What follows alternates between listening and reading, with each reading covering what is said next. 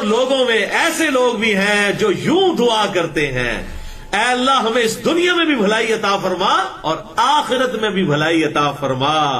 اولئک لہم نصیب مما کسبوا، ایسے لوگوں کو حصہ ملے گا ان کے ان اعمال کا جو انہوں نے کمائے ہوں گے۔ یعنی اعمال پھر بھی کرنے پڑیں گے، خالی دعا سے کام نہیں چلے گا۔ یہ دیکھ لیں، ساتھ ساتھ کلیئر کیا، خالی دعا میں نہیں کام چلنا۔ اولئک لہم نصیب مما کسبوا، جو انہوں نے کمایا ہے، جو اعمال کیے ہیں، ان کا حصہ اللہ تعالیٰ ان کو دے گا۔ واللہ سریع الحساب، اور اللہ تعالیٰ جلد حساب لینے والا ہے۔ تو یہ ہمیں سکھا دیا گیا کہ مؤمن نے دعا کن الفاظ میں مانگنی ہے۔ کیا مانگنی ہے؟ ربنا آتنا فی الدنیا حسنہ وفی الآخرۃ حسنۃ وقنا عذاب النار۔ اس کانٹیکسٹ میں آپ کو 4 حدیثیں، اور چاروں ہی بخاری اور مسلم سے زبردست احادیث ہیں، ایمان تازہ کرنے والی، اور اس میں آپ کو یہ بھی کلیئر ہو جائے گا کہ یہ جو آیات ہیں اور یہ جو احادیث بخاری اور مسلم کی، یہ بھی جبریہ کا رد کرتی ہیں، جو کہتے ہیں کہ جو کچھ تقدیر میں لکھا وہی ہونا ہے، ہم کچھ نہیں کر سکتے۔ ان کے رد میں ہے۔ بھائیوں مجھے بتاؤ، اگر یہی معاملہ ہو تو دعا کا تو کنسیپٹ ہی ختم ہو جائے گا۔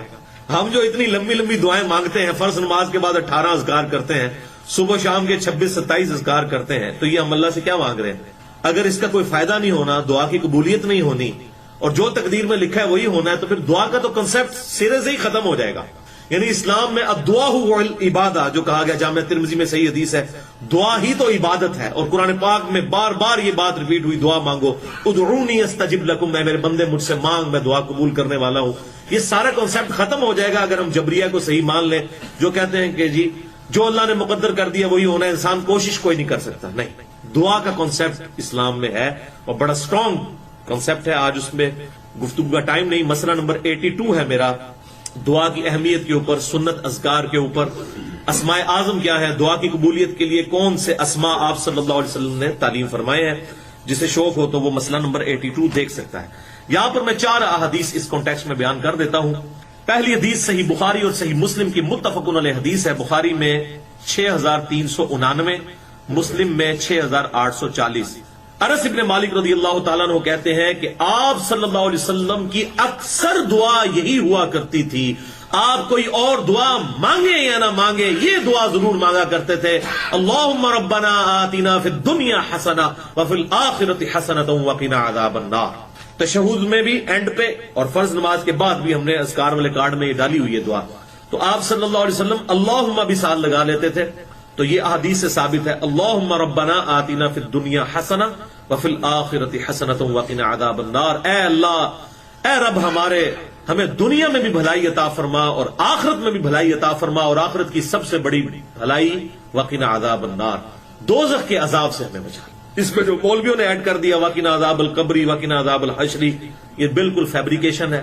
قرآن میں بھی دعا یہی ہے، حدیث میں بھی یہی ہے، اور ان کو پتہ نہیں ہے بخاری اور مسلم کی متفق علیہ حدیث ہے جس کا مفہوم ہے کہ جو مر گیا اس کی آخرت قائم ہو گئی، تو مرتے ہی آخرت شروع ہو جاتی ہے، قبر بھی آخرت میں داخل ہے۔ یہ بڑی جامع دعا ہے، ربنا آتنا فی الدنیا حسنہ وفی الآخرۃ حسنہ۔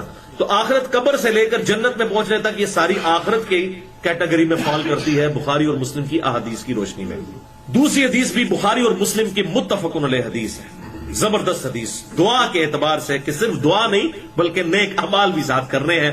بخاری میں 5986، مسلم میں 6524، کہ آپ صلی اللہ علیہ وسلم نے ارشاد فرمایا، جو شخص یہ چاہے کہ اللہ اس کا رزق فراغ کر دے اور اس کی عمر لمبی کر دے۔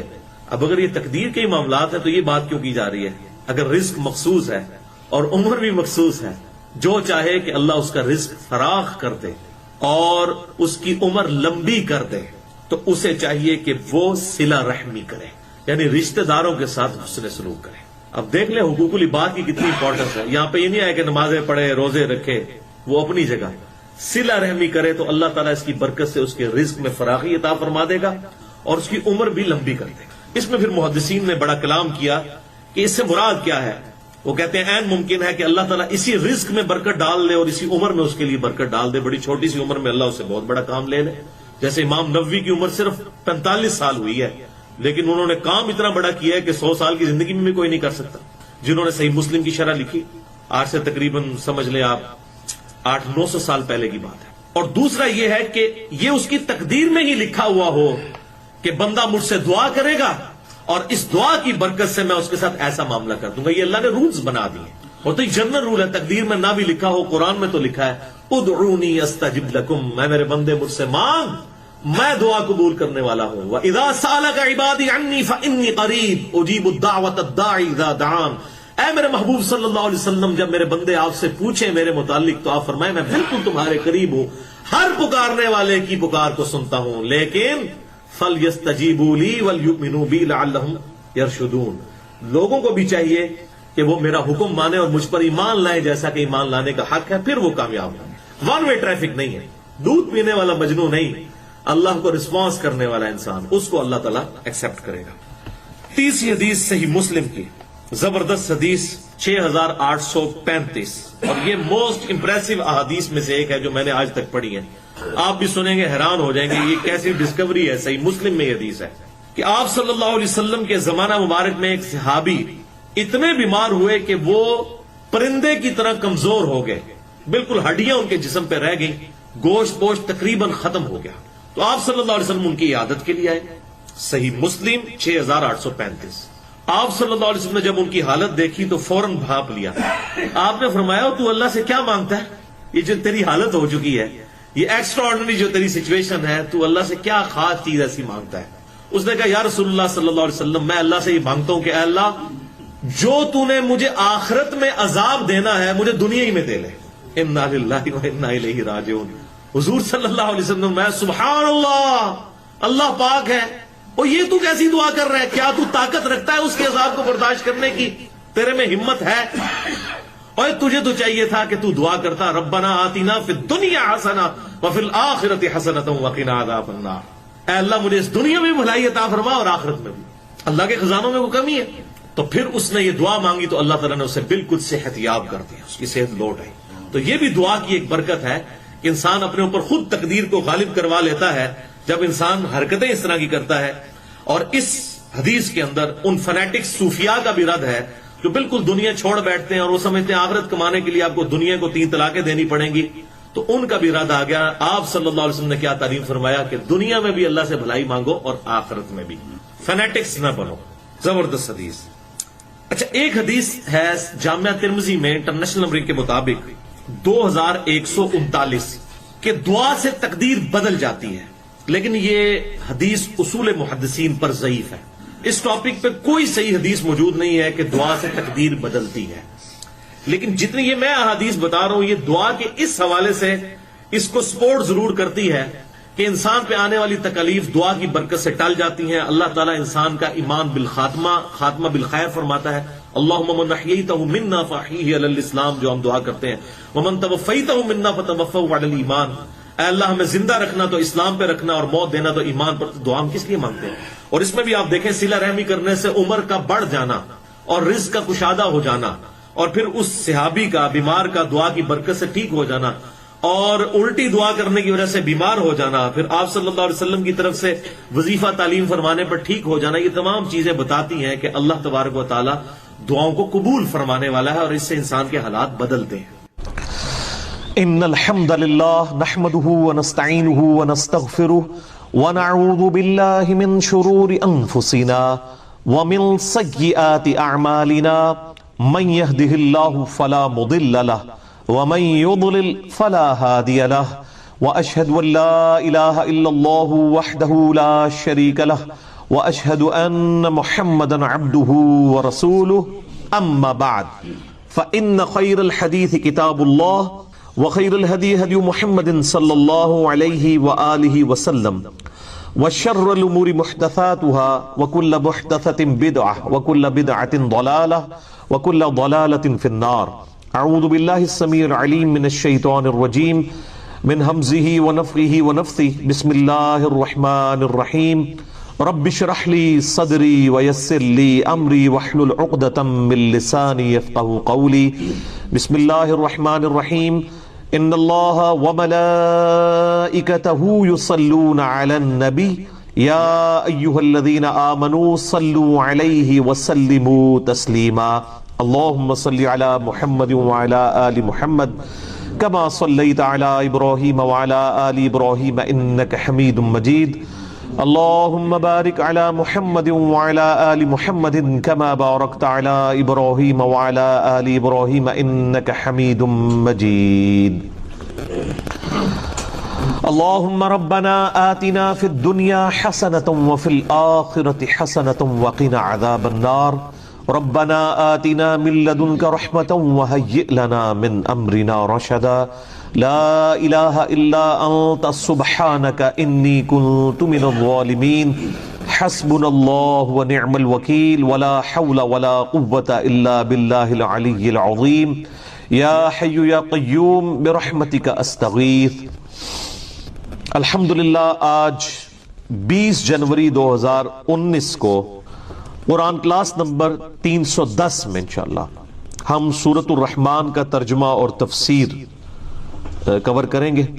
سورۃ الرحمن قرآن حکیم کی خوبصورت ترین صورتوں میں سے ایک صورت ہے، یعنی عربک لنگوسٹک ہے اس کے پوائنٹ آف ویو سے.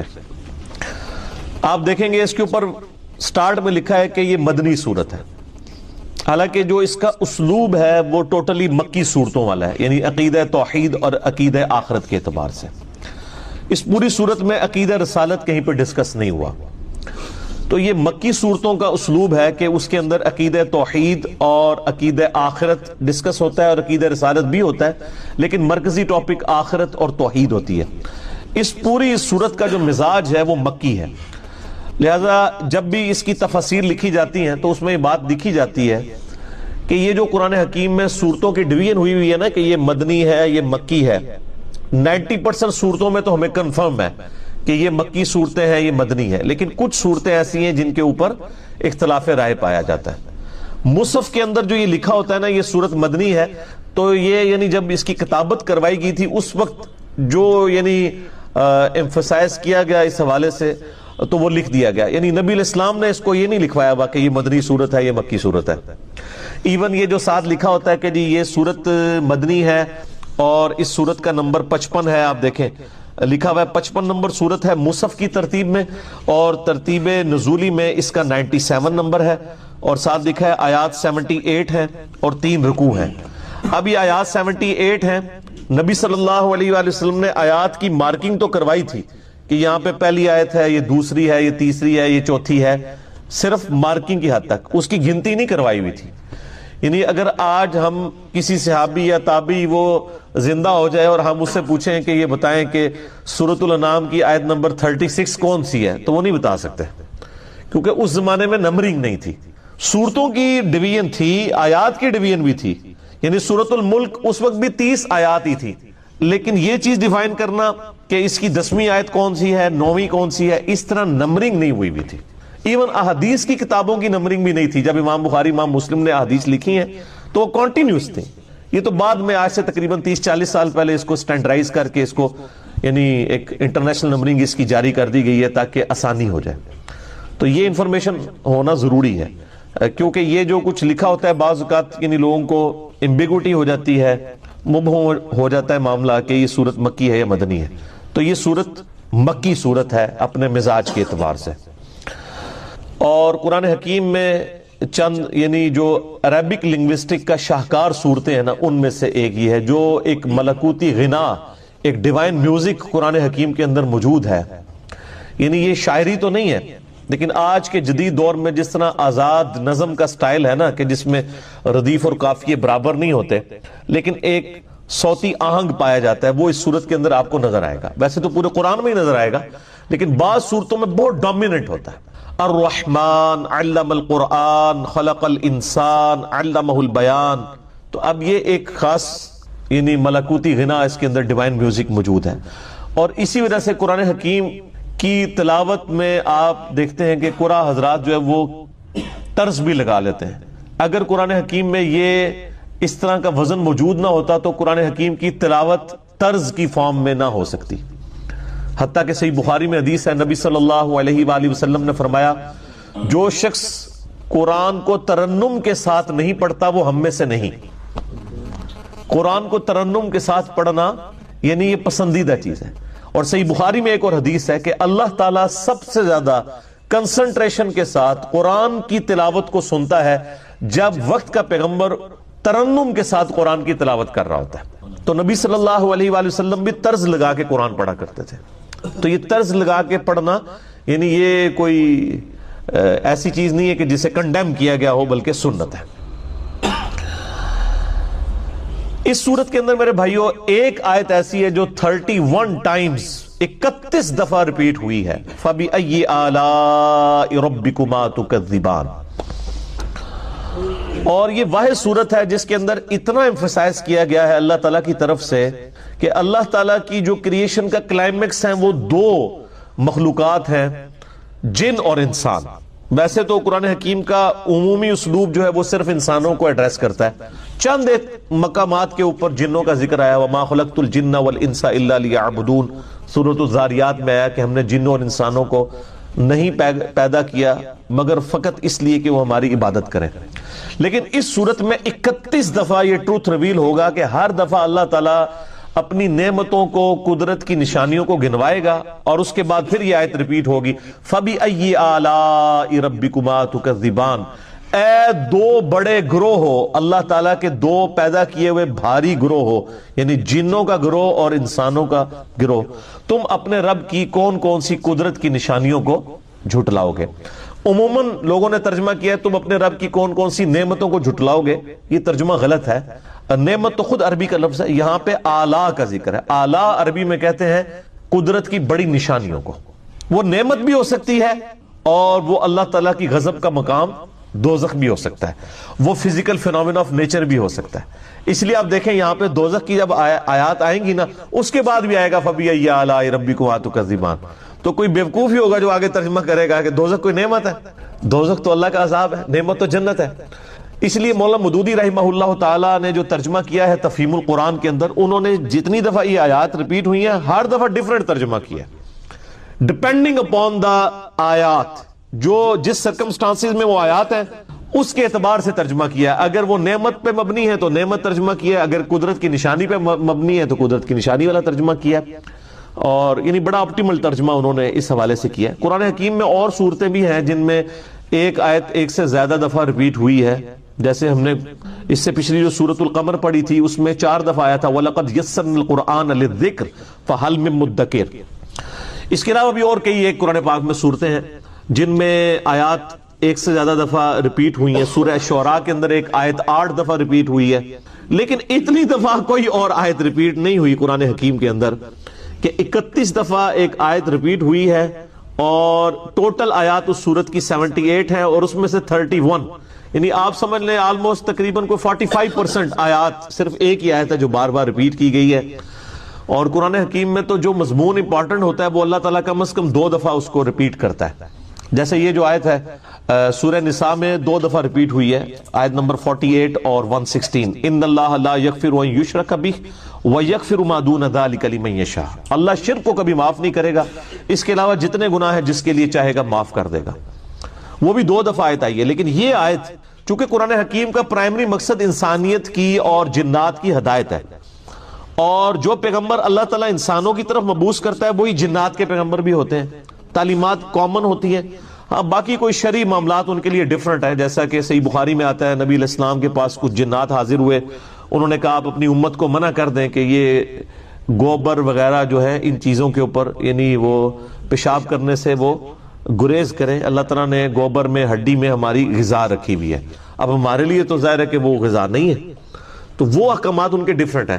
ادروائز جہاں تک شریعت کو رسپانس کرنے کا معاملہ ہے یعنی نمازوں کا اور حج کرنے کا، باقی جتنے معاملات ہیں وہ سب کے سب اسی طریقے سے ہیں جنات کے اندر بھی. تو اس صورت کے اندر اللہ تعالیٰ نے بار بار اس چیز کو یعنی ایڈریس کیا ہے. اللہ کا نام لے کے شروع کرتے ہیں. کوشش یہی ہے کہ اسے ایک درس کے اندر مکمل کیا جائے. اعوذ باللہ من الشیطان الرجیم، بسم اللہ الرحمن الرحیم.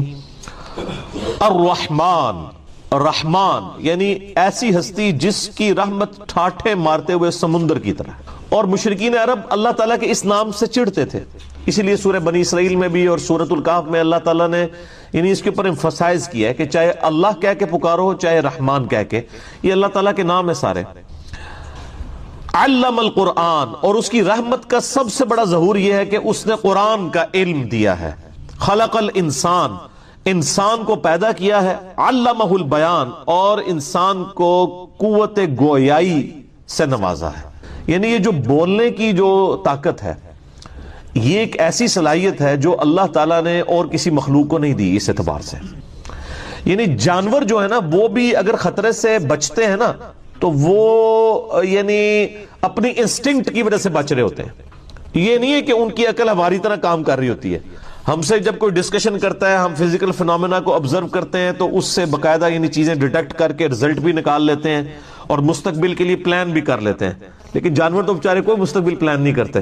جب خطرہ آتا ہے اسی وقت وہ بھی اسی خطرے سے واقف ہوتے ہیں جو خطرہ آلریڈی ان کی انسٹنکٹ میں موجود ہوتا ہے. اگر یہ نہ ہوتا ہو تو میرے بھائی کوئی آپ جانور ذبح ہی نہ کر سکتے. عید کے دنوں میں اتنے سارے بیل جب جا رہے ہوتے ہیں، اگر ان کو یہ پتا چل جائے کہ ہم ذبح ہونے کے لیے جا رہے ہیں تو وہ تو تھی تھرتھلی مچا دیں. ٹھیک ہے، تو ظاہر ہے کہ وہ ان میں بس انسٹنکٹ ہے، اس طرح کی عقل نہیں ہے کہ وہ حالات کو فورسی کر کے مستقبل پلان کر سکیں اور پھر اپنی بات صحیح طریقے سے کنوے کر سکے دوسروں تک. کمیونیکیشن ان کے اندر بھی ہے لیکن بس اتنی ہے جو اللہ نے ڈومین ان کو سکھائی ہے. یہ نہیں ہے جس طرح انسان جو ہے کتنی لمبی پلاننگز کرتا ہے اور معاملات کو لے کے چلتا ہے، یہ چیز ان کے اندر نہیں ہے. اور پھر انسان جو ہے وہ بیان کی طاقت رکھتا ہے، یعنی اپنی چیزوں کو ایکسپریس کر سکتا ہے. اور یہ قوت گویائی ایسی چیز ہے کہ صحیح مسلم میں حدیث ہے، نبی صلی اللہ علیہ وآلہ وسلم نے فرمایا کہ بعض سپیکرز، بولنے والے ایسے ہوتے ہیں کہ ان کی تقریر کا اثر جادو کا سا ہوتا ہے، جادو کا سا اثر رکھتے ہیں. سر یہ سپیکنگ پاور ہی ہے نا جس نے پوری دنیا کی مت ماری ہے. ہٹلر کے پاس کیا تھی؟ سپیکنگ پاور تھی. جتنے بڑے بڑے آپ لیڈرز دیکھیں نا، یا پولیٹیکل لیڈرز ہوں، مذہبی لیڈرز ہوں، جنگجو ہوں، ان کے پاس سپیکنگ پاور ہوتی ہے. یہ اللہ تعالیٰ کا خاص انعام ہے. یعنی یہ تو طویل خاص کے اعتبار سے آپ کہہ سکتے ہیں کہ یہ اس کی ہم نے مفہوم بیان کیا ہے. بعض لوگوں نے اس کا ترجمہ کرتے ہوئے یہ بھی کیا کہ رحمان نے قرآن کا علم سکھایا اور خلق الانسان، اس خاص انسان یعنی محمد صلی اللہ علیہ وآلہ وسلم کو تخلیق کیا. علمہ البیان، قرآن کا بیان انہیں سکھایا. یہ بھی بعض لوگوں نے ترجمہ کیا ہے. تو ظاہر ہے کہ جب انسانیت کو پیدا کیا اور تو انسانیت کے لیے شرف نبی صلی اللہ علیہ وآلہ وسلم کی مبارک ذات، وہ تو اعلیٰ درجے کی شخصیت ہے. تو اس طریقے سے بھی اگر ترجمہ کر دیا جائے تو ٹھیک ہے، لیکن اس میں پھر انہوں نے بہت زیادہ غلوب کیا ہے. علمہ البیان تو پھر قرآن کا بیان ہی ہونا چاہیے تھا نا. اب احمد بریلوی صاحب نے اس کا ترجمہ بالکل ڈیفرنٹ کیا ہے. انہوں نے ترجمہ کیا ہے کہ خلق الانسان، انسانیت کی جان محمد صلی اللہ علیہ وآلہ وسلم کو پیدا کیا. علمہ البیان، ما کان و ما یکون کا علم انہیں سکھا دیا. یعنی جو بالکل بیٹھتا ہی نہیں ہے. ما کان و ما یکون عربی میں کہتے ہیں جو کچھ ہو چکا تھا اور جو کچھ ہوگا، ہر چیز کا علم نبی علیہ السلام کو سکھا دیا. تو یہ ما کان و ما یکون تو خود عربی کا لفظ ہے. نبی علیہ السلام کے لیے اللہ تعالیٰ نے قرآن میں یہ لفظ تو نہیں استعمال کیا. تو اس کا اسپیسیفک ترجمہ یہی ہے کہ رحمان نے قرآن کا علم سکھایا. وہ رحمان جس نے انسان کو پیدا کر کے قوت گویائی بخش. سمجھدار تھا وہ تیسری دفعہ جب چھوٹا ہے وہ چوتھی دفعہ آیا نہیں ہے. تیسری دفعہ حضور نے کہا کہ 3 دنوں سے تمہارا جو آنے والا وہ مہمان تھا نا، وہ شیطان تھا جو انسانی شکل میں آیا تھا. ہے وہ جھوٹا ہے لیکن اس نے بات سچی کی ہے. تو یہ ایک اصولی بات ہے کہ سچی بات اگر جھوٹا بھی کرے تو اس بات کی تصدیق کر دینی چاہیے. تو وہ آیت الکرسی کا وظیفہ مل گیا. اسی طریقے سے سنن نسائی الکبریٰ میں اسی کی ایکسٹینشن ہے. سنن نسائی الکبریٰ کے اندر ایک حدیث ہے، امام نسائی نے اس میں ایک چیپٹر باندھا ہے عمل الیوم واللیلہ. وہ سنن نسائی الکبریٰ کا چیپٹر ہے. اس میں انٹرنیشنل نمبر کے مطابق ہے یہ 8017 نمبر حدیث. حاکم میں بھی موجود ہے اس کا کچھ حصہ 2064 کہ جو شخص صبح کے وقت آیت الکرسی پڑھ لے شام تک وہ اللہ کی حفاظت میں رہتا ہے شیاطین سے، جنات سے. اور جو شام کے وقت ایک دفعہ آیت الکرسی پڑھ لے صبح تک حفاظت میں رہتا ہے. تو یہ اللہ کا شکر ہے کہ جو لوگ فجر اور مغرب کی نماز پڑھ رہے ہیں وہ آٹومیٹکلی آیت الکرسی پڑھ لیتے ہیں. اب جس نے فرض نماز کے بعد آیت الکرسی پڑھ لی ہے نا، اسے دوبارہ سے یہ ذکر کرنے کی ضرورت نہیں ہے، وہ اس میں امپلائڈ ہے، وہ شامل ہے. دوبارہ کر لیتا تو بہت اچھی بات ہے. اور ایک اور فضیلت ہے جو سنن نسائی الکبریٰ میں ہی ہے، 9928 نمبر حدیث ہے اسی عمل الیوم واللیلہ چیپٹر میں، کہ جو شخص نماز فرض ادا کرنے کے بعد، نماز فرض، آیت الکرسی پڑھ لے گا وہ مرتے ہی جنت میں داخل ہوگا. لیکن اس میں نماز شرط ہے. تو یہ بھی ایک فضیلت ہے اس اعتبار سے. اس کی ایک ضعیف سند بھی ہے سنن کبریٰ البیہقی میں مولا علی سے. اس میں الفاظ یہ ہیں کہ وہ آیت الکرسی کسی سے گفتگو کرنے سے پہلے پڑھ لیں. لیکن جو سنن نسائی الکبریٰ میں صحیح سند ہے اس میں یہ الفاظ نہیں ہے. لیکن اس طرح کی جو ضعیف روایتیں ہیں نا، جب صحیح احادیث کو سپورٹ کر رہی ہوں نا تو اسی کو فالو کرنا چاہیے. کوشش یہی کرنی چاہیے کہ بغیر گفتگو کیے سلام پھیرتے ہی آیت الکرسی پڑھ لی جائے. البتہ اگر کوئی گفتگو کر بھی لیتا ہے تب بھی فضیلت مل جائے گی، کیونکہ جو صحیح حدیث میں اس طرح کے الفاظ موجود نہیں ہیں. تو یہ 3 بڑے بڑے فضائل ہیں. باقی میں نے قرآن حکیم کی صورتوں کے فضائل کے اوپر ڈیٹیل لیکچر ریکارڈ کروا دیا ہوا ہے. مسئلہ نمبر 112 ABC، جسے شوق ہے تو وہ دیکھ سکتا ہے.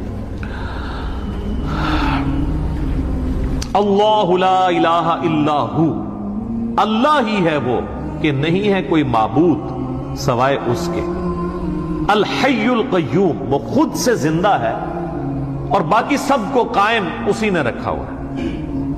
سب کو زندہ رکھنے والا وہ ہے، باقیوں کی زندگی اس سے مستعار ہے، اس کی زندگی حقیقی ہے اپنی. لا تأخذہ سنۃ ولا نوم، اور اس کی زندگی اتنی کامل ہے کہ نہ تو اسے اونگ آتی ہے اور نہ نیند. ہماری زندگی آپ دیکھ لیں ناقص ہے. ہم 24 گھنٹے کے اندر ایک دفعہ ضرور مر جاتے ہیں. موت ہے، موت نیند کی بہن ہے نا. اسی لیے آپ دیکھیں آپ کو جو رات کو سونے کی دعا سکھائی گئی ہے صحیح بخاری میں، اللہم بسمی کا اموت و احیا اور اللہم باسمی کا اموت و احیا، دونوں الفاظ درست ہیں. تیرے نام سے زندہ ہوتا ہوں اور مرتا ہوں. اور صحیح بخاری میں جو صبح اٹھنے کی دعا ہے وہ تو ہے ہی ہے، اس میں تو ڈائریکٹ کلیئر ہو گیا. یہاں تو پھر بھی کوئی کہہ سکتا ہے کہ ایمبیگوٹی ہے کہ یہ اس نیند کا بھی ذکر نہیں ہے، لیکن اس میں تو واضح ذکر ہے الحمدللہ الذی احیانی بعد ما اماتنی، یا احیانا بعد ما اماتنا، جمع کے سیغے سے ہو. وَإِلَيْهِ النُّشُورُ، تمام تعریفیں اس ذات کے لیے جس نے ہمیں مرنے کے بعد دوبارہ زندہ کر لیا. پھر سورہ الزمر میں بھی آتا ہے کہ اللہ تعالیٰ ہی ہے جو رات کو جب تم سوتے ہو تو تمہارے نفس کو قبض کر لیتا ہے، پھر جس کو اپنے پاس رکھنا ہوتا ہے اسے روک لیتا ہے، جس کی باقی ہوتی ہے اس کو دوبارہ واپس بھیج دیتا ہے. تو نیند بھی موت کی ایک فارم ہے. ہماری جو زندگی ہے وہ بھی ناقص ہے، ہم ڈیپینڈنٹ ہیں اللہ کے اوپر اس اعتبار سے کہ جب چاہے وہ سانس روک لے، اور اس اعتبار سے بھی کہ 24 گھنٹے میں ہمیں ایک دفعہ سونا ہی پڑتا ہے. ادروائز آپ اگلے 24 گھنٹے، دنیا کا ذہین ترین آدمی، دنیا کا طاقتور ترین آدمی کتنے گھنٹے جاگ سکتا ہے؟ یہ بزرگ جو جاگتے رہے ہیں نا 1-1 سال یا 2-2 سال، کہانیاں نے کوئی نہیں اٹھ جاگتے. جس کو ہے نا اس کو لے کے جاگ کے بتائے کوئی، اور کہتے ہیں جناب 3 سال تک کھایا پیا نہیں ہے. اس کے ساتھ اس کہانی کو کمپلیٹ کیا کریں، ساتھ یہ بھی کہا کریں کہ نہ کھادا پیتا نہ پیشاب کیتا، کیونکہ اگر کھایا پیا نہیں ہے تو پیشاب تو کھانے پینے کے ساتھ ہے نا. آپ کھانا پینا چھوڑ دیں پیشاب ختم ہو جائے گا. یہ ساتھ کیوں نہیں کہتے ہیں کہ 3 سال تک پیشاب بھی نہیں کیا، اور پھر اس طرح کا بندہ لے کے آنا اس کا جو ہم کریں گے نا وہ ہماری ویڈیوز میں ریکارڈ ہے. آج چھوڑ دیں. لہو ما فی السماوات و ما فی الارض. اچھا دوسرا ہے نیند نہیں آئے گی اور اس سے اونگ بھی نہیں آتی، یعنی اتنی کامل زندگی ہے کہ ایک لمحے کے لیے بھی جھٹکا نہیں آتا. لہو ما فی السماوات و ما فی الارض، اسی کے لیے ہے آسمانوں اور زمین کی بادشاہی. اچھا آسمان ہمیشہ جمع کے سیغے کے ساتھ آتے ہیں، زمین سنگولر کے سیغے کے ساتھ، سوائے ایک پارہ نمبر 28 کے اندر کہ اللہ نے 7 آسمان پیدا کیا اور اس کے مثل زمینیں بھی. چونکہ یہ اللہ تعالیٰ کی طرف سے ایک میریکل پلانٹ ہے روئے ارض. زندگی ابھی تک یہیں پہ دریافت ہوئی ہے جس زندگی کو ہم جانتے ہیں، اس لیے اللہ تعالیٰ اسپیشلی اس کا ذکر کرتا ہے. تو قرآن میں جب بھی آیا نا کہ آسمانوں اور زمین کی اس بادشاہت سے مراد پوری کائنات. من ذا الذی یشفع عنده الا باذنہ، کس کی جرأت ہے کہ اللہ کے حضور کسی کی شفاعت اور سفارش کر سکے سوائے اس کے اذن. ظاہر ہے کسی کی جرأت نہیں ہے. دنیا میں سفارش یہ ہوتی ہے کہ کسی شریف آدمی کو پکڑ کے پولیس لے گئی ہے تو ایک وہاں کا بڑا آدمی جا کے سفارش کرتا ہے کہ جی آپ کو غلط فہمی ہوئی ہے، میں اسے شروع سے جانتا ہوں، بڑا شریف آدمی. اب اللہ کو اس طرح کی سفارش تو کوئی نہیں کر سکتا کہ یہ اللہ آپ کو غلط فہمی ہوئی ہے، بندہ غلط پکڑ لیا آپ نے. نہیں، ایسے تو ہو ہی نہیں سکتا. اسی لیے اللہ نے کہا کہ اس کی جرأت ہے کہ مجھے کہیں, مجھے سفارش کرے کسی کی, میرے کہنے سے نہیں. تو اب آپ دیکھ لیں بابوں کے بارے میں وہ دھونس کے عقیدے جو رکھے ہوئے ہیں. اسی تو آپ کو قرآن نہیں پڑھنے دیتے. جس نے یہ آیت پڑھنی ہے اس نے کہنا ہے کہ بابا کتوں آ گیا.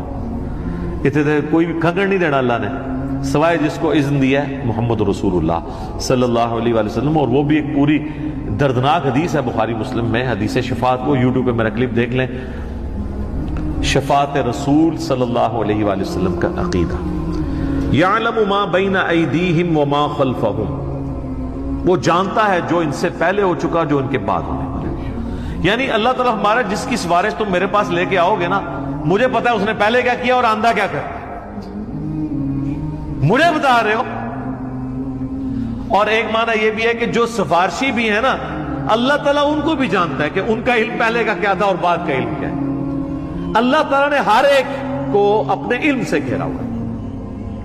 وَلَا يُحِيطُونَ بِشَيْءٍ مِّنْ عِلْمِهِ إِلَّا بِمَا شَاءَ, اللہ کے علم کو کوئی نہیں گھیر سکتا سوائے اللہ تعالیٰ جس کے لیے چاہے تو اس کے اوپر کوئی علم آشکار کر لے. یعنی اللہ تعالیٰ کے علم کو کوئی اور مخلوق نہیں گھیر سکتی. اللہ نے سب کو اپنے علم سے گھیرا ہوا ہے, سوائے اس کے کہ وہ جو سورہ آل عمران میں بھی آتا ہے 179 نمبر آیت میں, کہ اللہ کی یہ شان نہیں ہے کہ وہ اپنے غائب کے اوپر کسی کو اطلاع دے سوائے اپنے پیغمبروں کے, اور تمہارا کام ہے اللہ اور اس کے پیغمبروں پر ایمان لاؤ. پیغمبر وہ ہستی ہوتی ہے کہ جس کو اللہ تعالیٰ غیب کی خبریں دیتا ہے, غیب کا علم دیتا ہے اتنا جتنا اس کے لیے پسند فرماتا ہے. علم الغیب کے اوپر میرا مسئلہ نمبر 6A اور 6B آپ دیکھ سکتے ہیں, وہ ڈیٹیل ٹاپک ہے. تو جتنا جس کے لیے چاہتا ہے اللہ ظاہر فرماتا ہے, اور جس کے لیے نہیں چاہتا ظاہر نہیں فرماتا. اچھا, یہ اب بعض علم الغیب ایسے ہیں جو اللہ تعالیٰ نے انبیاء کرام کو دیے, اور بعض یہ ہیں جو ہمارے اعتبار سے وہ آپ سمجھ لیں ان سین علم ہے, لیکن چونکہ وہ فزیکل ورلڈ کے ساتھ تعلق رکھتے ہیں اس لیے ہم اس کو علم الغیب کا لفظ تو نہیں بول سکتے, لیکن چھپے علوم ہیں. جیسے سائنٹیفک جو بڑے بڑے راز ہیں اس کائنات کے, وہ لوگوں نے دریافت کیے. میگنیٹک فیلڈ کا دریافت کرنا, کمپاس بنا لینا. فیراڈے نے آج سے 200-300 سال پہلے ہی ہوا نا بجلی والا معاملہ. دنیا میں بجلی آئے ہوئے میکسیمم 150 سال گزرے, اس سے پہلے بجلی نہیں تھی.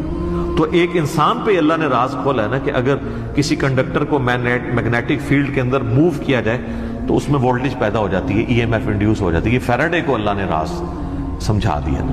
نیوٹن کو کئی ایک چیزیں باتیں سمجھا دی, آئنسٹائن کو سمجھا دی. تیل زمین سے نکل آیا, گھڑی بنا لی, اتنی ساری چیزیں, جہاز بنا لیے, جیٹ انجن بنا لیے. تو یہ اس کائنات کے راز اللہ تعالیٰ لوگوں پہ کھولتا ہے. وسع کرسیہ السماوات والارض, اسی کی کرسی نے آسمانوں اور زمین کو گھیرا ہوا ہے. ولا یؤودہ حفظہما, اور اللہ تعالیٰ کو زمین و آسمان کی حفاظت کرنا کوئی مشکل نہیں ہے, تھکا نہیں دیتی یہ چیز. وَهُوَ الْعَلِيُّ الْعَظِيمُ, اور وہ بہت بلند ہے اور عظمت والا ہے. اچھا, یہاں کرسی عین ممکن ہے کہ کوئی فزیکل کرسی ایگزسٹ کرتی ہے, اور عین ممکن ہے کہ یہ بات محاورتاً ہو رہی ہے کہ اللہ تعالیٰ کی بادشاہت اس سے مراد ہو, کیونکہ قرآن میں کئی ایک چیزیں محاورتاً بھی استعمال ہوئی ہیں. اس کے اوپر یہ جو اہل حدیث کی طرف سے جہمی ہونے کا فتویٰ فوراً لگا دیتے ہیں, یہ غلط ہے. بعض جگہ وہ خود بھی تعویلات کر رہے ہوتے ہیں. جیسے سورہ قصص کے اینڈ پہ آتا ہے کہ ہر چیز کو فنا ہے سوائے اللہ کے چہرے کے, تو سارے اہل حدیثوں نے ترجمہ کیا ہے یہاں چہرے سے مراد اللہ کی ذات ہے. تو تعویل تو وہ بھی کر رہے ہیں. یا قیامت والے دن اللہ کے سائے کے سوا کوئی اور سایہ نہیں ہوگا, 7 لوگ اس سائے کے نیچے ہوں گے, بخاری مسلم میں آتا ہے. تو وہاں اہل حدیث بھی کہتے ہیں یہاں مراد عرش کا سایہ, اللہ کا سایہ مراد نہیں. تو اس طریقے سے اگر کوئی تعویل کرتا ہے اس طرح کے معاملات میں, جہاں پہ ممکن ہو, جہاں پہ ممکن نہ ہو وہاں پہ نہیں کرنی چاہیے. مولانا مودودی تو دونوں طرف کے ہیں کہ عین ممکن ہے کرسی ہو, اور عین ممکن ہے کہ اس سے مراد ایک محاورتاً بات ہو کہ اللہ کی بادشاہی نے گھیر رکھا ہے ہر چیز کو. اور اس کی یعنی صرف اللہ تعالیٰ نے یہ بنا کے مخلوق چھوڑ نہیں دی, بلکہ اس کی حفاظت بھی اپنے ذمہ لی ہوئی ہے. اور وہ ایسی حفاظت نہیں ہے کہ کوئی اللہ تعالیٰ کو مصروف ہو گیا کہ اتنی مخلوقات پیدا کر کے اب کیا کرے گا وہ، ایسا نہیں ہے، بلکہ وہ اللہ تعالیٰ نے پہ کوئی گرا نہیں ہے اس کی۔ وہ تو سورۃ الانعام میں ہے کہ زمین کی گہرائیوں میں کوئی دانہ نہیں پھوٹتا، نہ زمین کے اوپر نہ سمندروں میں کوئی پتا بھی گرتا ہے مگر اس کے علم سے، اور اتنا کامل علم ہے کہ اللہ نے یہ سب کچھ ہونے سے پہلے لوح محفوظ میں لکھ لیا ہے۔ تو ایک ڈیٹیل طلب ٹاپک ہے۔ وَهُوَ الْعَلِيُّ الْعَظِيمُ، اور وہ بلند ہے اور عظمت والا ہے کہ اللہ نے 7 آسمان پیدا کیے اور اس کے مثل زمینیں بھی، چونکہ یہ اللہ تعالیٰ کی طرف سے ایک میریکل پلانٹ ہے روئے ارض، زندگی ابھی تک یہی پہ دریافت جس زندگی کو ہم جانتے ہیں، اس لیے اللہ تعالیٰ اسپیشلی اس کا ذکر کرے۔ تو قرآن میں جب بھی ہے نا کہ آسمانوں اور زمین کی بادشاہت سے مراد پوری کائنات، من ذا الذی یشفع عنده الا باذنہ، کس کی جرأت ہے کہ اللہ کے حضور کسی کی شفاعت اور سفارش کر سکے سوائے اس کے اذن کے؟ ظاہر ہے کسی کی جرأت نہیں ہے۔ دنیا میں سفارش یہ ہوتی ہے کہ کسی شریف آدمی کو پکڑ کے پولیس لے گئی تو ایک وہاں کا بڑا آدمی جا کے سفارش کرتا ہے کہ جی آپ کو غلط فہمی ہوئی ہے، شروع سے جانتا ہوں بڑا شریف۔ اب اللہ کو اس طرح کی سفارش تو کوئی نہیں کر سکتا کہ یا اللہ آپ کو غلط فہمی ہوئی ہے، بندہ غلط پکڑ، ایسے تو ہو ہی نہیں سکتا۔ اسی لیے اللہ نے کہا کہ اس کی جرأت ہے کہ مجھے کہے، مجھے سفارش کرے کسی کی۔ تو اب آپ دیکھ لیں بابوں کے بارے میں وہ دھونس کے عقیدے جو رکھے ہوئے ہیں، اسی تو آپ کو قرآن نہیں پڑھنے دیتے۔ جس نے یہ آیت پڑھنی ہے اس نے کہنا ہے کہ بابا کتوں آ گئے، اتنے کوئی بھی کھنگڑ نہیں دینا اللہ نے، سوائے جس کو اذن دیا ہے محمد رسول اللہ صلی اللہ علیہ وآلہ وسلم، اور وہ بھی ایک پوری دردناک حدیث ہے بخاری مسلم میں، حدیث شفاعت، وہ یوٹیوب پہ میرا کلپ دیکھ لیں، شفاعت رسول صلی اللہ علیہ وآلہ وسلم کا عقیدہ۔ یعلم ما بین ایدیہم وما خلفہم، وہ جانتا ہے جو ان سے پہلے ہو چکا جو ان کے بعد ہونے والا، یعنی اللہ تعالیٰ ہمارا جس کی سفارش تم میرے پاس لے کے آؤ گے نا، مجھے پتا ہے اس نے پہلے کیا کیا اور آندہ کیا کرنا ہے، مجھے بتا رہے ہو۔ اور ایک معنی یہ بھی ہے کہ جو سفارشی بھی ہیں نا، اللہ تعالیٰ ان کو بھی جانتا ہے کہ ان کا علم پہلے کا کیا تھا اور بعد کا علم۔ اللہ تعالیٰ نے ہر ایک کو اپنے علم سے گھیرا ہوا۔ وَلَا يُحِيطُونَ بِشَيْءٍ مِّنْ عِلْمِهِ إِلَّا بِمَا شَاءَ، اللہ کے علم کو کوئی نہیں گھیر سکتا سوائے اللہ تعالیٰ جس کے لیے چاہے تو اس کے اوپر کوئی علم آشکار کر لے، یعنی اللہ تعالیٰ کے علم کو کوئی اور مخلوق نہیں گھیر سکتی، اللہ نے سب کو اپنے علم سے گھیرا ہوا ہے، سوائے اس کے کہ وہ جو سورہ آل عمران میں بھی آتا ہے 179 نمبر آیت میں کہ اللہ کی یہ شان نہیں ہے کہ وہ اپنے غائب کے اوپر کسی کو اطلاع دے سوائے اپنے پیغمبروں کے، اور تمہارا کام ہے اللہ اور اس کے پیغمبروں پر ایمان لاؤ۔ پیغمبر وہ ہستی ہوتی ہے کہ جس کو اللہ تعالیٰ غیب کی خبریں دیتا ہے، غیب کا علم دیتا ہے اتنا جتنا اس کے لیے پسند۔ علم الغیب کے اوپر میرا مسئلہ نمبر 6A اور 6B آپ دیکھ سکتے ہیں، ڈیٹیل ٹاپک ہے۔ جتنا جس کے لیے چاہتا ہے اللہ ظاہر فرماتا ہے اور جس کے لیے نہیں چاہتا ظاہر نہیں فرماتا۔ اچھا، یہ اب بعض علم الغیب ایسے ہیں جو اللہ تعالیٰ نے انبیاء کرام کو دیے ہیں، اور بعض یہ ہیں جو ہمارے اعتبار سے وہ آپ سمجھ لیں ان سین علم ہے، لیکن چونکہ وہ فزیکل ورلڈ کے ساتھ تعلق رکھتے ہیں اس لیے ہم اس کو علم الغیب کا لفظ تو نہیں بول سکتے، لیکن چھپے علوم ہیں، جیسے سائنٹیفک جو بڑے بڑے راز ہیں اس کائنات کے وہ لوگوں نے دریافت کیے ہیں۔ میگنیٹک فیلڈ کا دریافت کرنا، کمپاس بنا لینا، فیراڈے نے 8 سے 200-300 سال پہلے ہی ہوا نا بجلی والا معاملہ، دنیا میں بجلی آئے ہوئے میکسیمم 150 سال گزرا ہے، اس سے پہلے بجلی نہیں تھی۔ تو ایک انسان پہ اللہ نے راز کھولا ہے نا کہ اگر کسی کنڈکٹر کو میگنیٹک فیلڈ کے اندر موو کیا جائے تو اس میں وولٹیج پیدا ہو جاتی ہے، EMF انڈیوس ہو جاتی ہے۔ یہ فیراڈے کو اللہ نے راز سمجھا دی ہے نا، نیوٹن کو کئی ایک چیزیں باتیں سمجھا دی، آئنسٹائن کو سمجھا دی، تیل زمین سے نکل آیا، گھڑی بنا لی، اتنی ساری چیزیں، جہاز بنا لیے، جیٹ انجن بنا لیے۔ تو یہ اس کائنات کے راز اللہ تعالیٰ لوگوں پہ کھولتا ہے۔ وسع کرسیہ السماوات والارض، اسی کی کرسی نے آسمانوں اور زمین کو گھیرا ہوا ہے۔ ولا یؤودہ حفظہما، اور اللہ تعالیٰ کو زمین و آسمان کی حفاظت کرنا کوئی مشکل نہیں ہے، تھکا نہیں دیتی یہ چیز۔ وہو العلی العظیم، اور وہ بہت بلند ہے اور عظمت والا ہے۔ اچھا، یہاں کرسی عین ممکن ہے کہ کوئی فزیکل کرسی ایگزسٹ کرتی ہے، اور عین ممکن ہے کہ یہ بات محاورتاً ہو رہی ہے کہ اللہ تعالیٰ کی بادشاہت اس سے مراد ہو، کیونکہ قرآن میں کئی ایک چیزیں محاورتاً بھی استعمال ہوئی ہیں اس کے اوپر یہ جو اہل حدیث کی طرف سے جہمی ہونے کا فتویٰ فوراً لگا دیتے ہیں، یہ غلط ہے۔ بعض جگہ وہ خود بھی تعویلات کر رہے ہوتے ہیں، جیسے سورہ قصص کے اینڈ پہ آتا ہے کہ ہر چیز کو فنا ہے سوائے اللہ کے چہرے کے، تو سارے اہل حدیثوں نے ترجمہ کیا ہے یہاں چہرے سے مراد اللہ کی ذات ہے، تو تعویل تو وہ بھی کر رہے ہیں۔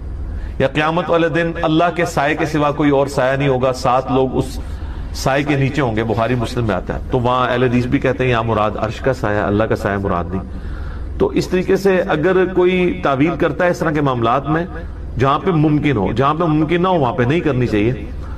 مولانا مودودی تو دونوں طرف گئے ہیں کہ عین ممکن ہے کرسی ہو، اور عین ممکن ہے کہ اس سے مراد ایک محاورتاً بات ہو کہ اللہ کی بادشاہی نے گھیر رکھا ہے ہر چیز کو، اور اس کی یعنی صرف اللہ تعالیٰ نے یہ بنا کے مخلوق چھوڑ نہیں دی بلکہ اس کی حفاظت بھی اپنے ذمہ لی ہوئی ہے، اور وہ ایسی حفاظت نہیں ہے کہ کوئی اللہ تعالیٰ کو مصروف ہو گیا کہ اتنی مخلوقات پیدا کر کے اب کیا کرے گا، وہ ایسا نہیں ہے، بلکہ وہ اللہ تعالیٰ نے پہ کوئی گرا نہیں ہے اس کی۔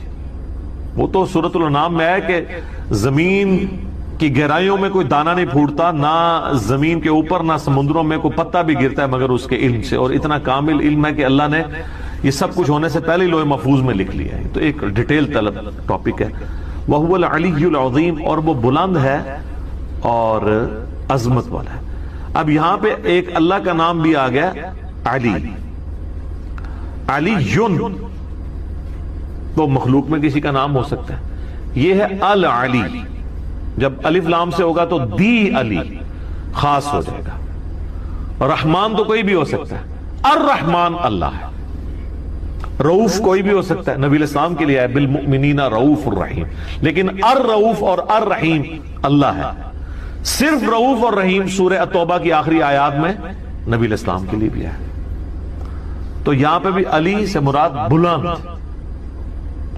عظمت والا، یعنی اللہ تعالیٰ اپنے عرش پہ مستوی ہے جیسا کہ اس کی شان کے لائق ہے، اور اپنی شان کے اعتبار سے بھی بلند ہے۔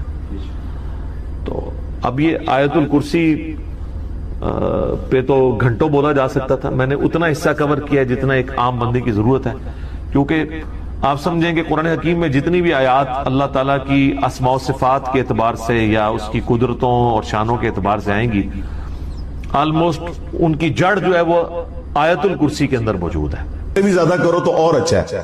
درود شریف کا جو سب سے پسندیدہ صیغہ ہے نا، وہ وہی ہے جو ہمارے درود ابراہیمی کا پہلا جز ہے، اللہم صلی علی محمد وعلی آل محمد۔ سنن نسائی میں حدیث ہے، انٹرنیشنل نمبر کے مطابق 1293، اور ایک نمبرنگ کے مطابق ہے 1292۔ یہ مجھے زبانی یاد ہے نمبر، 12 نبی اسلام کی نسبت سے اور 92 محمد کی وجہ سے، 1292 سنن نسائی۔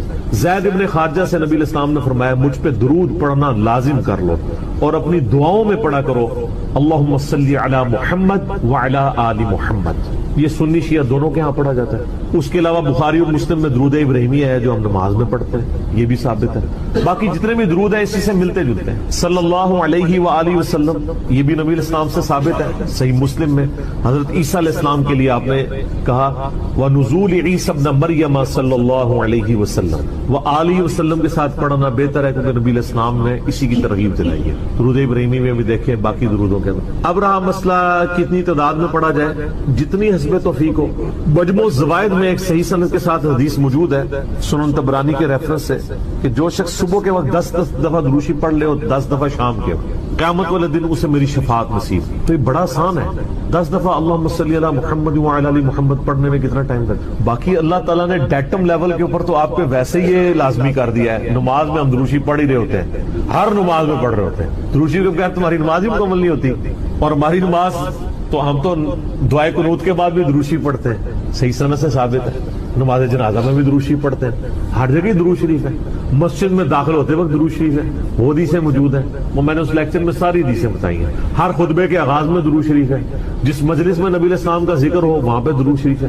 مولا علی علیہ السلام سے حدیث ہے جامعہ ترمذی میں صحیح سند کے ساتھ کہ نبی صلی اللہ علیہ وآلہ وسلم نے فرمایا وہ شخص کنجوس ہے جس کے سامنے میرا ذکر ہو اور مجھ پر درود نہ پڑے، اللہم صلی علی محمد وعلی آل محمد۔ اور ترمذی میں ایک حدیث ہے وہ شخص تباہ و برباد ہو جائے جس کے سامنے میرا ذکر ہو اور مجھ پر درود شریف نہ پڑے، اللہم صلی علی محمد وعلی آل محمد۔ اور اس کے علاوہ سنن طبرانی میں بھی ایک روایت ہے، اس روایت کی صحت پہ اختلاف ہے لیکن چونکہ کچھ محدثین اسے صحیح سمجھتے ہیں اس لیے میں ضرور بیان کرتا ہوں کہ جو شخص روزانہ 100 دفعہ درود شریف پڑھ لے تو قیامت والے دن اللہ تعالیٰ اسے شہیدوں کے ساتھ اٹھائے گا اور اس کی دونوں آنکھوں کے درمیان لکھا ہوگا کہ یہ شخص منافقت اور دوزخ کی آگ سے بری ہے۔ 100 دفعہ درود شریف، میری تو کوشش ہوتی ہے کہ 100 دفعہ درود شریف روزانہ کم از کم ضرور پڑھا جائے۔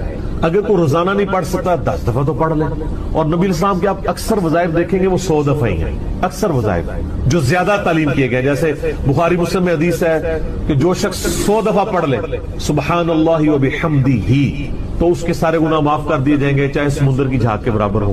اور جو شخص صبح و شام 100 دفعہ یہی پڑھے تو قیامت دن اس سے بڑھ کے کوئی عمل نہیں لے کے آ سکتا سوائے اس کے کہ جو اس سے زیادہ وہ کلمات پڑھ لے 100 کا۔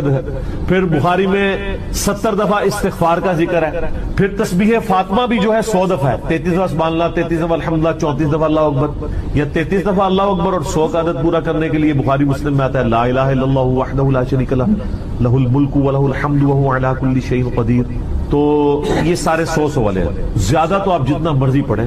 جامعہ ترمذی میں حدیث ہے قیامت والے دن میرے سب سے زیادہ نزدیک وہ شخص ہوگا جس نے دنیا میں مجھ پہ سب سے زیادہ درود شریف پڑھا ہوگا، اللہم صلی علی محمد وعلی آل محمد۔ اس سے جتنا گڑ ڈالیں گے اتنا میٹھا ہوگا، درود شریف جتنا پڑھیں اتنا ہی کام ہے، نبی علیہ السلام کے قرب کا ذریعہ ہے۔ لیکن صرف درود شریف پہ زور ہو، نبی علیہ السلام کی تعلیمات پہ زور نہ ہو تو یہ غلط۔ درود شریف کے لیے باوضو ہونا بھی شرط نہیں ہے، یہ اللہ کا ذکر ہے اور ایسا ذکر ہے جس کے لیے کوئی پروٹوکول نہیں۔ وضو پروٹوکول ہوتا ہے نماز پڑھنے کا، عام اذکار کے لیے کوئی وضو پروٹوکول نہیں ہوتا، ویسے آپ نے رکھنا ہے وہ ضرور کریں لیکن ادروائز ان اذکار کا وہ پروٹوکول اس حوالے سے نہیں ہوتا۔ تو میری خواہش یہ ہے کہ آپ روزانہ کم از کم 100 دفعہ ضرور درود شریف پڑھیں، اگر نہیں پڑھ سکتے تو صبح فجر کے بعد 10 دفعہ اور 10 دفعہ مغرب کے بعد صبح شام 10 دفعہ پڑھ لیں تاکہ شفاعت رسول صلی اللہ علیہ وآلہ وسلم حاصل ہو۔ پھر مسلم شریف میں حدیث ہے، بخاری میں بھی کچھ حصہ ہے کہ جو اذان کا جواب دے یعنی وہی مؤذن والے کلمات رپیٹ کرے اس کے بعد مجھ پہ درود شریف پڑھے اور الوسیلہ والی دعا مانگے تو میری شفاعت اس کے لیے حلال ہو جائے گی، وہاں بھی درود شریف ہے۔ صحیح مسلم میں حدیث ہے جو ایک دفعہ 10 درود شریف پڑھے گا اللہ تعالیٰ اس پہ 10 رحمتیں نازل فرمائے گا۔ سنن نسائی میں حدیث ہے جو ایک دفعہ درود شریف پڑھے گا اللہ تعالیٰ اس پہ 10 رحمتیں نازل فرمائے گا، اس کے 10 درجات بلند کر دے گا، اسے 10 نیکیاں عطا فرمائے گا، اس کے 10 گناہ معاف کر دے گا۔ اتنی بڑی فضیلت ہے سر، اتنی بڑی فضیلت مجھے بتائیں کس عمل کی ہوگی؟ نفلی عبادات میں افضل ترین عبادت درود شریف ہے۔ اچھا یہ درود شریف اللہ کی عبادت ہے کیونکہ آپ رجوع اللہ کرتے ہیں، اللہم صلی علی محمد وعلی آل محمد۔ یہ جو جمعے کے دن کے وظائف ہیں نا وہ آپ یعنی غروب آفتاب جمعرات والے دن اس سے لے کے جمعے کی مغرب تک کر سکتے، یہ نہیں ہوتا کہ جمعے کے دن کوئی کرنا ہو، تو جمعے والے دن درود شریف پڑھنے کی فضیلت ہے۔ ابو داؤد کے اندر اور ترمذی کے اندر، سنن نسائی میں، ابن ماجہ میں حدیث ہے کہ نبی صلی اللہ علیہ وآلہ وسلم فرمایا کہ جمعے کا دن تمام دنوں کا سردار ہے۔ اسی دن آدم علیہ السلام پیدا ہوئے، اسی دن وہ فوت ہوئے، اسی دن پہلا سور پھونکا جائے گا، دوسرا سور پھونکا جائے گا، قیامت قائم ہوگی۔ تم جمعے والے دن مجھ پہ کثرت سے درود پڑھو، تمہارا درود مجھ پر پیش کیا جائے گا۔ تو صحابہ کرام نے جرأت کر کے پوچھا یا رسول اللہ جب آپ مر جائیں گے اور آپ کی ہڈیاں مٹی میں مل جائیں گے؟ سر یہ صحابہ کے الفاظ ہیں، جب تک 295C نہیں تھی مدینہ شریف، ورنہ آج کل تو کوئی سوال کر سکتا ہی؟ صحابہ پہ اللہ کی کروڑوں رحمتیں، وہ سوال کیے تو میں کیجئے پتہ چلے۔ تو نبی علیہ السلام نے فرمایا کہ ان اللہ حرم علی الارض ان تأکل اجساد الانبیاء، بے شک اللہ نے مٹی پہ حرام کر دیے کہ نبیوں کے جسموں کو کھائے، تو نبیوں کے جسم سلامت ہیں قبروں کے، ان پر درود شریف پیش ہو۔ تو جمعے والے دن درود شریف کی خاص فضیلت ہے، جمعے والے دن ضرور 100 بار پڑھ لیا کریں۔ نبی علیہ السلام کی بارگاہ میں درود شریف پیش ہو رہا ہوتا ہے، وہ سنن نسائی میں حدیث ہے نا، زمین پہ کچھ فرشتے سیاحت کرتے ہیں، میرے امتیوں کا سلام مجھ تک پہنچاتے ہیں۔ اور میں نے دیکھا ہے کہ یہ حقیقت بات ہے، مسلمانوں کے جتنے مقادم فکر ہیں ان میں سے 2 مقادم فکر میں نے درود شریف کا بہت اہتمام دے، نبی علیہ السلام کا مبارک ذکر کرتے ہیں۔ پہلے نمبر پہ شیعہ حضرات کو کہ وہ درود شریف کا بہت اہتمام کریں. اور دوسرے نمبر پہ اہل حدیث کے ہاں آپ عرب میں چلے جائیں, آپ وہاں پہ عربی خطبے سنیں ان کے جمعوں کے. سر اگر ایک جملے میں 3 دفعہ آ رہا ہے نا تو وہ قال النبی صلی اللہ علیہ وآلہ وسلم پورا پڑھیں گے. یہاں ہمارے لوگ بیان کرتے پوری تقریر, میرے حضور گئے, حضور آئے, حضور نے کیا, دوسری ایک دفعہ بھی نہیں پڑھتے کیونکہ ٹرینڈ میں نہیں ہے. تو یہ ٹرینڈ سیٹ کرنا چاہیے, اور یہ بھی آپ کا کام ہے کہ جب کسی علماء سے آپ یہ سنیں کہ وہ بغیر درود شریف کے نبی صلی اللہ علیہ وآلہ وسلم کا ذکر کر رہا ہے, تو آپ اسے بتائیں کہ یار چلو 4 دفعہ نام لیا ہے, 1 دفعہ تو درود شریف ساتھ پڑھتے. اور لیکن میں آپ کو بتاؤں, بزرگوں کے جب نام لیں گے نا کبھی بغیر رحمت اللہ لے کے نہیں لیں گے. آپ یہ دیکھیں کہ کبھی کوئی کہہ دے کہ شیخ عبد القادر جیلانی نے فرمایا, ہمیشہ کہیں گے رحمت اللہ علیہ. تو پھر سر ہم کیوں نہ کہیں کہ آپ بابوں کو نبی علیہ السلام سے اوپر سمجھتے ہیں. بغیر رحمت اللہ علیہ کا کبھی بھی یہ ذکر نہیں کریں گے اپنے بابوں کا, لیکن نبی صلی اللہ علیہ وآلہ وسلم کا ذکر کر دیں. تو درود شریف کا اہتمام کرنا چاہیے. نبی صلی اللہ علیہ وآلہ وسلم نے اس کی ترغیب دلائی ہے. یہاں پہ میں ایک مسئلہ عرض کر دوں, جو درود شریف کے دشمن ہے نا, اہل بیت کے دشمن, اب وہ اکثر اس چیز کو اٹھاتے ہیں. وہ کہتے ہیں جی یہ جو درود شریف میں ذکر ہے نا, اللہم صلی علی محمد وعلی آل محمد, یہاں آل محمد سے مراد نبی علیہ السلام کے اہل بیت نہیں ہے صرف, بلکہ پوری امت ہے. کیونکہ قرآن میں تو آل فرعون کہا گیا ہے, فرعونیوں کو, آل موسیٰ, تو یہ بھی آل محمد سے مراد ہے محمد والے نا. یہ کہانیاں اس وقت تک تھی جب تک کہ انجینئر صاحب کی ویڈیوز بخاری مسلم کی روشنی میں سامنے نہیں آئی تھی. صحیح بخاری میں یہ الفاظ ہیں کہ صحابہ کرام نے کہا, اے اللہ کے محبوب صلی اللہ علیہ وآلہ وسلم, ہم نے سلام تو آپ پہ عرض کرنا سیکھ لیا ہے, السلام علیکہ ایھا النبی ورحمۃ اللہ وبرکاتہ.